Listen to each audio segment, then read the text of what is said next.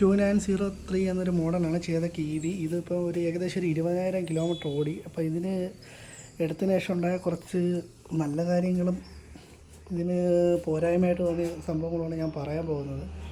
ഇതിൽ ഫസ്റ്റ് പോരായ്മയായിട്ട് തോന്നിയ സംഭവം തന്നെ ഈ ഒരു സ്പേസിൽ നമുക്കൊരു ബോക്സ് ടൈപ്പുള്ള സാധനങ്ങൾ, ഒരു 20 ലിറ്റർ ഇപ്പോൾ ഒരു പെയിൻറ്റോ അങ്ങനെ ഒരു സാധനങ്ങളോ കൊണ്ടുപോകാനുള്ള സ്പേസ് ഇല്ല. പിന്നെ സീറ്റിനടിയിൽ വലിയ കുഴപ്പമില്ലാത്ത അത്യാവശ്യം സ്പേസ് കാര്യങ്ങളൊക്കെ ഉണ്ട്. പിന്നെ ടയർ ഏകദേശം 15,000 കിലോമീറ്ററായപ്പോൾ ബാക്ക് ടയർ മാറേണ്ടി വന്നു. ഫ്രണ്ട് കുഴപ്പമില്ല, ഫ്രണ്ട് ഏകദേശം എനിക്ക് തോന്നുന്നു ഒരു 27,000 ഒരു 30,000 കിലോമീറ്റർ വരെയൊക്കെ അടുപ്പിച്ച് ഓടുമെന്ന് തോന്നുന്നു കണ്ടിട്ട്. പിന്നെ കമ്പനി എടുത്തപ്പോൾ റേഞ്ച് പറഞ്ഞ് ഏകദേശം ഒരു 122 അത് ഫസ്റ്റിൽ ഒരു 113 റേഞ്ച് ഇങ്ങനെ കുറച്ച് നാൾ കിട്ടിയിട്ട് 2-3 മാസമായപ്പോൾ അത് മാറി. ഇപ്പോൾ ഏകദേശം ഒരു 100 റേഞ്ച് അതിനകത്താണ് കിട്ടുന്നത്.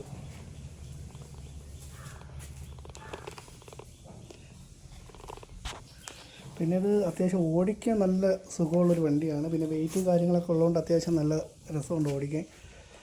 പിന്നെ നമ്മൾ എവിടെയെങ്കിലും ഒരു വളവോ കാര്യങ്ങളോ കൊണ്ടുപോയി നിർത്തിയിട്ട് ജസ്റ്റ് കയറിപ്പോയി വന്ന് വണ്ടി ഒന്ന് പമ്മിയെ കയറി പോകത്തുള്ളൂ. അതൊന്നും നോക്കി ഓടിക്കേണ്ടി വരില്ല. അതങ്ങനെ ഓടിച്ച് വരുമ്പോൾ അത് ശീലമാവും.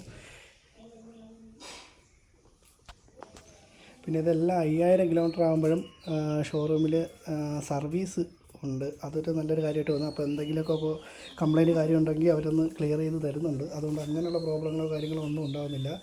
പിന്നെ ഇതിൽ വന്ന മെയിനായിട്ട് വന്നൊരു കംപ്ലയിൻ്റ് എന്ന് വെച്ചാൽ ഇത് 2 ബാറ്ററി ഉണ്ട്.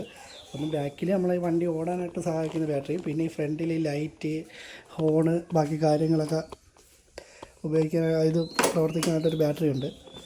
അത് അടിച്ച് പോയായിരുന്നു. അത് അവർ തന്നെ ഫ്രീ ആയിട്ട് മാറി തന്നായിരുന്നു. ഏതാണ്ട് ഈ ഒരു ഭാഗത്തടുത്ത് ചെറിയൊരു ബാറ്ററി ഇരിപ്പുണ്ടെന്നാണ് പറഞ്ഞത്. അത് അവർ തന്നെ മാറി തരുകയും ചെയ്തു.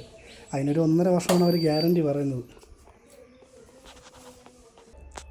20,000 കിലോമീറ്റർ ഓടിച്ചതിൽ വണ്ടിക്ക് പ്രത്യേകിച്ച് പറയുന്നൊരു കംപ്ലയിൻ്റ് ഇല്ല. ഈ ഒരു ബാറ്ററിയുടെ കംപ്ലയിൻറ്റ് വന്നപ്പോൾ അവർ തന്നെ അത് വന്ന് വണ്ടി വീട്ടിൽ നിന്ന് പിക്ക് ചെയ്ത് കൊണ്ടുപോയി ശരിയാക്കി തന്നായിരുന്നു. അതുകൊണ്ട് അതൊരു വലിയ ഇതായിട്ട് തോന്നിയില്ല. ഒരു 3 ദിവസം എടുത്ത് കിട്ടാനായിട്ട് വണ്ടി. മൊത്തത്തിൽ ഒന്ന് നോക്കുകയാണെങ്കിൽ വണ്ടി കുഴപ്പമില്ല, കൊള്ളാം. പിന്നെ ഇലക്ട്രിക്കൽ വണ്ടി എടുക്കുന്നവർ മിനിമം ഒരു 30 കിലോമീറ്റർ അല്ലെങ്കിൽ ഒരു 40 കിലോമീറ്റർ ഡെയിലി ഓടുന്നവർ എടുക്കുന്നെങ്കിൽ അതുകൊണ്ടുള്ള ലാഭമുള്ളൂ. കാര്യം വെച്ചാൽ ഇത് ഡെയിലിയോ അല്ലെങ്കിൽ 2 ദിവസം കൂടുമ്പോഴെങ്കിലും വണ്ടി ഒന്ന് ഓടണം, അല്ലെങ്കിൽ അത് കംപ്ലയിൻ്റ് ആയിട്ടാണ് അവർ പറയുന്നത്. പിന്നെ ഇതിൽ കുറച്ച് കാര്യങ്ങൾ അവർ തന്നെ എഴുതി വെച്ചിട്ടുണ്ട്.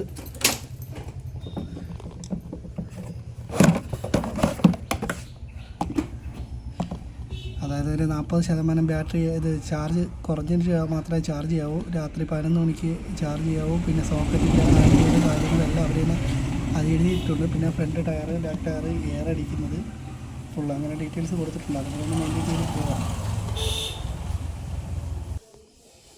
പിന്നെ ബേസ് മോഡലാണ്ട് റിവേഴ്സ് കാര്യങ്ങളൊന്നും ഞാൻ സെറ്റ് ചെയ്തിട്ടില്ല. പിന്നെ വണ്ടിയുടെ ഒരു മൊത്തത്തിൽ നോക്കുകയാണെങ്കിൽ ഓക്കെയാണ്, അത്യാവശ്യം ഓക്കെയാണ്, നല്ല വണ്ടിയാണ്, ഉപയോഗിക്കാനായിട്ട് പറ്റിയ നല്ല വണ്ടിയാണ്. ഇലക്ട്രിക്കലിൽ വലിയ കുഴപ്പമില്ല, കംപ്ലയിൻറ്റ് കാര്യങ്ങളെല്ലാം കുറഞ്ഞൊരു വണ്ടിയായിരുന്നു.